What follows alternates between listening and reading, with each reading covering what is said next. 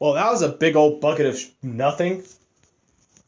What's up, guys? Dr. Senpai here, and I just got back from Star Wars The Last Jedi. And, I was really excited to see this movie, alright? I was so fucking hyped when they first released the trailer and everything. I was like, oh, fuck yeah, I'm gonna go see this shit. I pre-purchased tickets like 3 weeks early when they first, went online and said, alright, advance tickets available. Got the best seats possible and everything. I got everything ready, and then it was time to go. I got the popcorn, I got the shit, and my drink and all that, and I was ready to go, man. I was so excited, man. Let me tell you, I was grinning like a goddamn idiot when the first the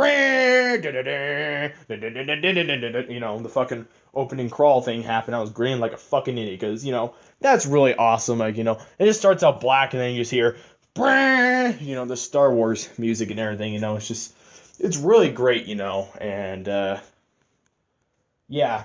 But then from there on, I thought it started out pretty good. It was basically, what I'm saying, there's a little bit of a kind of a skip, maybe not. I'm not really sure. They weren't really too clear on the time when this takes place. Oh, by the way, this review will contain spoilers. Okay, I'll make sure to put it in the title, just in case I almost forgot to say. But yeah, spoilers, guys. So click off if you don't want to see it. And again, it will be in the title of the video. Spoilers and everything. So yeah, it started out pretty good. It was basically saying, the First Order found them and they're pretty much fucked. And there's the whole thing where they're getting bombed and everything. And, and then there was another thing, I kind of smiled and everything when Carrie Fisher was on screen, because I don't know if you guys know, but Carrie Fisher is Princess Leia and everything. And she did die last year, so that was really fucking sad. But it was just so good to just see, like, oh, there she is. Perfectly fine and everything. And it's like, had a pretty big smile on my face because, that's really cool that they were able to do it. They didn't cut any scenes after her death because, she probably would have wanted the movie to go on and everything. It was really cool seeing Princess Leia. And there was a really cool scene where it looked like she was going to die. So I don't know if you guys saw this scene from the trailer, but it was the scene where Kylo Ren was looking at Princess Leia and everything. He was ready to fire a rocket and everything. People were wondering, oh, is he going to fake out or is he not? Is he going to shoot her or is he going to fake out? Well, guys, he didn't do it. He did not push the trigger button to fucking kill his own mother, which, thank God, It kind of shows that's kind of why I like Kylo Ren, or Ben Solo. But I kind of like him because, he's a pretty compelling character, He goes through a lot of arcs and loops and everything. And, I had some high hopes for him in this movie, but we'll get into that later. But he doesn't do it. But some other TIE fighters do end up blowing up the place, and it looks like Princess Leia died. And, let me tell you, everyone was like, oh my, there was a guy in the background and everything when that shit happened, where it's like, the cockpit exploded, right? And it looks like she was like engulfed in flames. There was a guy in the back that said, holy shit, and everything. Everyone heard that, and everyone's like, gasping. I was like, oh shit, and everything, and she literally died. But no, let me tell you guys, there was a really cool scene where, and we've seen this before, where Princess Leia she kind of has force powers, but, not like the full extent where she's like fucking whipping out a lightsaber and shit, but she's force sensitive because, she's the daughter of Darth Vader and everything, but she grabs out to the force, she fucking pulls herself back to the fleet ship of the Resistance like a goddamn boss, and basically saves her own damn life. Unfortunately, though, Admiral Akbar was in the same cockpit, and Admiral Akbar is dead. So that's the big death of the movie, guys. Admiral Akbar dies, so no more It's a Trap. Unfortunately. So rest in peace, Admiral Akbar. it was fucking fucked, man. But hey, Nien Nunb survived, so we have some hope in this universe. But yeah, that was one really cool scene. There is a few times in the movie where they followed Finn and this other bitch and everything, and it was looking like they were setting up. Okay, oh wait, actually, hold on. Before they were setting up something where it's like there's this other girl with like a half moon, or some shit like that, like a half moon medallion, and she died because she was like a resistance bomber or some shit. And then he flashed forward a little bit later when Finn wakes up. Finn does survive and he wakes up from, he got his back ripped the fuck up, even though they didn't really talk about it. I guess he just kind of healed from that, but whatever. But basically, Finn, he comes back and everything, and he meets this one Asian chick. Is like, oh my god, and she has like another shape of that same moon necklace the other bitch has. Oh my god, they're gonna set up some SJW weird lesbian bullshit. Because I don't know, I don't know about you guys. I really don't like PC in my media and everything. If PC, you know what I mean, is like politically correct shit, I really don't like that. The SJWs need to have fucking everything, man. That's really annoying. But thank God you just said that's her sister. Not that I have a problem with gay people. I have a fucking issue in the media where you always say, look, this character's gay and everything. Look at her! Or look at that guy. He's gay. He likes guys. Which they didn't do for Finn either, because a lot of people had theories that Finn was, in love with Poe Dameron, which, no, Finn's straight. So, thank God. Oh, thank God they're not going to make this series overly fucking PC. They're just bros. And then you get that sense, too, where it's like, Poe was happy to see Finn, like, yeah, buddy, and everything. They're like bros, man. That was probably some of the best shit in The Force Awakens when they were just like blowing up fucking Starfire. It's like, yeah, you see that? You see that? And they're like fucking broing out and shit. And that was pretty cool and everything. But anywho, back on topic, But they have like a little, but basically in this Asian chick and Finn, they have like a little arc and everything together throughout the movie. And that's probably what kind of dragged it down a little bit, like overstretched parts of that, where they're just going around the galaxy doing some shit, and I'm not gonna go too much into detail because, frankly, that's a lot of shit to remember and everything, and I really don't want to try to remember that. But anywho, probably the best parts of this movie was Rey and Luke Skywalker. Luke Skywalker is in this movie, and Mark Hamill is fucking amazing as Luke Skywalker. All right. I've been talking a lot. I need to get a drink. But I'm glad to say Luke Skywalker's back and everything. That's really good. All right, so Luke Skywalker's back and he's pretty sick. And we actually get to see a little bit of backstory on how Kylo Ren basically destroyed his Jedi temple. Because you guys don't know, he tried to train Kylo Ren, and Kylo Ren is Luke Skywalker's nephew. Just for any clarification. But yeah, that's pretty cool. So you get to see a little bit of that. And Rey, starts to develop more as a character. So, is just trying to ask more questions. In fact, I'm actually going to get in that right now. Unfortunately, the reason why I keep saying that was a big bucket of nothing at the beginning of this is because, unfortunately, not a lot of shit really happens. And it's really kind of disappointing. Which, I don't like this movie better than The Force Awakens. I still think Force Awakens is 10 out of 10. And it's really sad to say because I really, really, really wanted to, I really wanted to see, some things happen in this movie. But it's kind of disappointing. I don't know if I would say this movie was disappointing or frustrating. I think it's like in between those because I was really hyped for some things. Like, for example, Snoke is in the movie in full form now, but guess what happens? He fucking dies. Yes. Snoke fucking dies in Star Wars The Last Jedi, and that's really annoying. Because, see, now some people may defend the movie and say, well, it was okay if he died. This movie had great writing for him. This movie had shit writing for Snoke. And, it was just kind of like, are you fucking kidding me, man? So, Snoke has these weird... There's a whole thing where it's like, during the movie, Rey and Kylo Ren, they were connecting over the Force, and I found that really intriguing. Like, holy shit. Are they, like, related or something like that? Because, there's a lot of internet theories surrounding... Okay, fucking notification.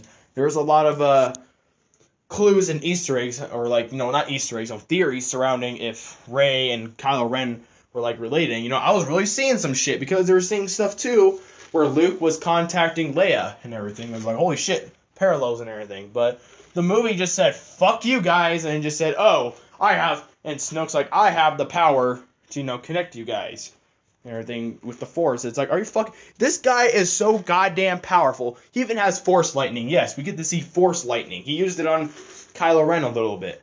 This guy is so goddamn powerful. Oh, and I forgot one more thing. He learned where he learned where Luke Skywalker is. by using the Force on Rey and getting out the information from her. I was like, holy shit, this guy is so powerful, but he gets cut in half by a fucking lightsaber, which is what he should have saw a long time ago there. It's just bullshit, you know? It's just like, are you fucking kidding me? You're expecting me to believe this shit, and he just gets fucking cut in half.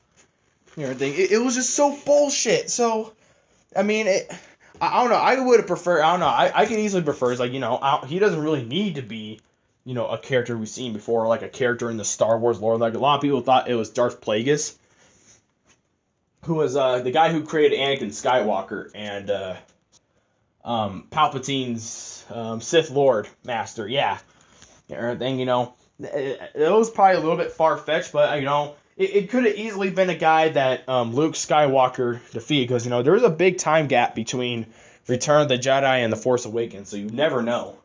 Like, at least a decade or two of stuff that happened. So you could have easily been a guy who got, because, you know, his face was so fucking scarred, he was pale and everything, you never know what could have happened.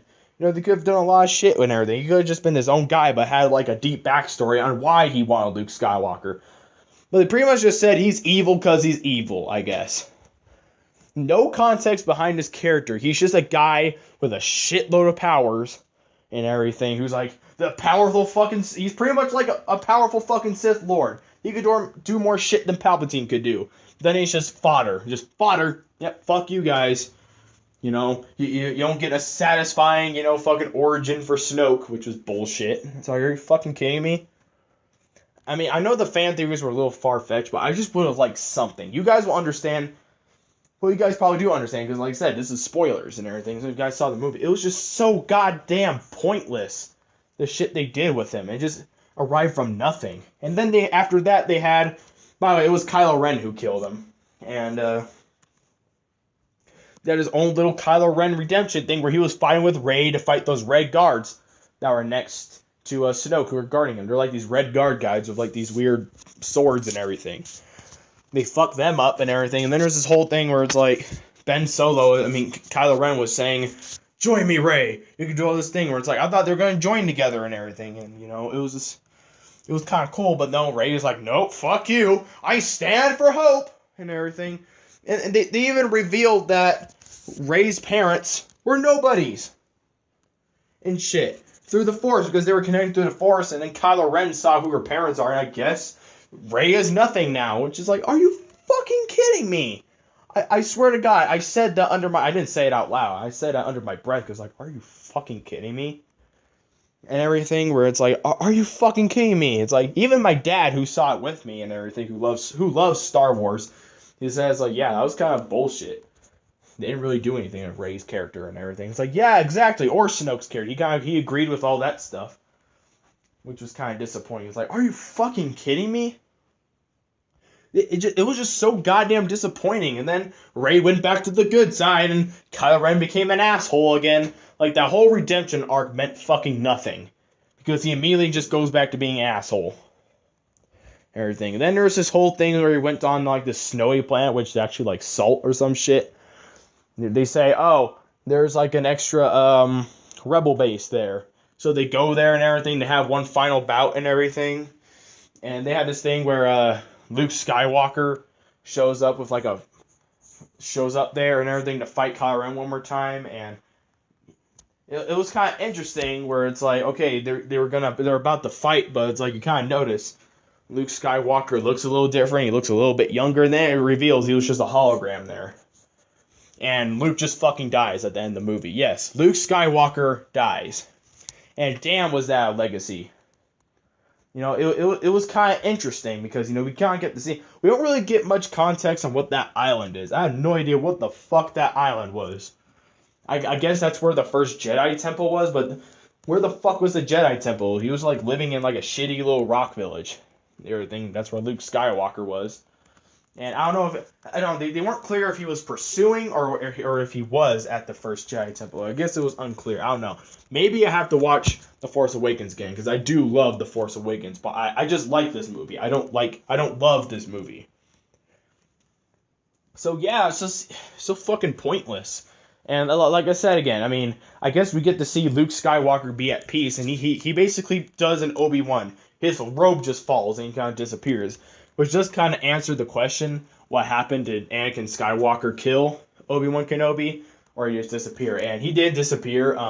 I guess they were saying way back then that he found peace within the Force, and Obi-Wan just decided to die right then and there. And Darth Vader didn't actually, stab him to death or like slice him in half. So it was kind of interesting. It's just nothing fucking happened. I don't know how they're gonna do episode 9 because I didn't want to see Princess Leia die, but I wanted to see some closure on her character and everything. And we just it's kind of sad. It's like, what the fuck are they gonna do for the next movie? Are they just gonna CGI her, which would be bad.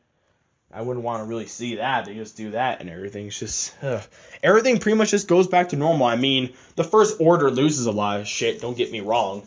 They pretty much lose a lot of, and so does Resistance. But everyone's still together and everything. It's not like they can't just rebuild and everything. And same with the First Order and everything like that. General Hux guy survives. Most of the Stormtroopers survive. Captain Phasma dies because they actually lied to us. The director for the film, Rian Johnson, who, seriously, man, I don't know. I'm kind of, if the movie was like this, I'm fucking horrified on what his trilogy is going to be, because Disney's giving him a whole trilogy to make, which is like, shit. So, it's like, damn.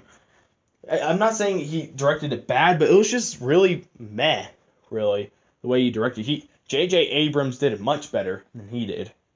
Everything, so I'm kind of fucking afraid what this guy's gonna do with his next trilogy. I don't know, guys. Just pretty much by the end of it, Rey just kind of accepts that. Oh, I'm a nothing. Somehow I have all these Force powers. There's even a whole thing where Luke was training her in the Force and everything, and she was like, "Oh, I can sense all this shit." So it's like, I just don't buy out. But then probably in the next movie they're gonna fucking cop out on the shit and say, "Oh, I guess somehow they're lying," which makes no goddamn sense. So why would you even mention that her parents were nothings and everything? Where I guess it's not. I don't know what the fuck they're gonna do. But for now, she's pretty much a trash kid, just fucking nothing, and just born white trash, I guess. That's pretty much the gist of it. And somehow she has Force powers. Just somehow. We got no fucking, answer to what the hell she is.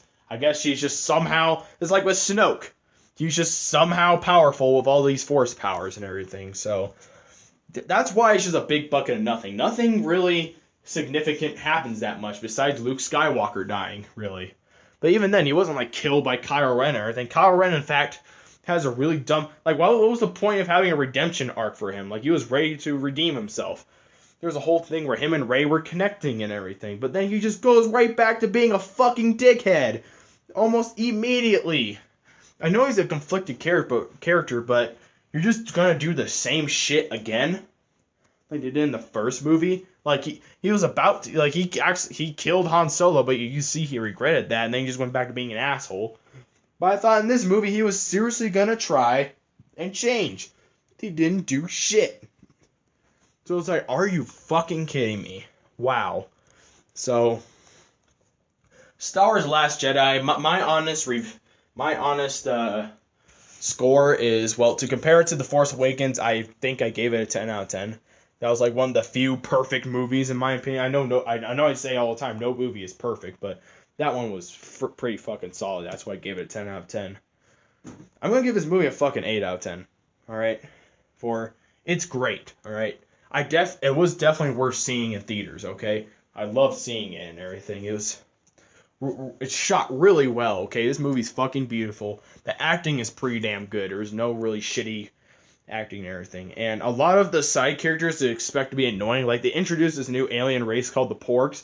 The Porgs didn't really show up much in this movie. They weren't actually really annoying sidekick comedic relief characters. They didn't really do much. It was like, oh, okay.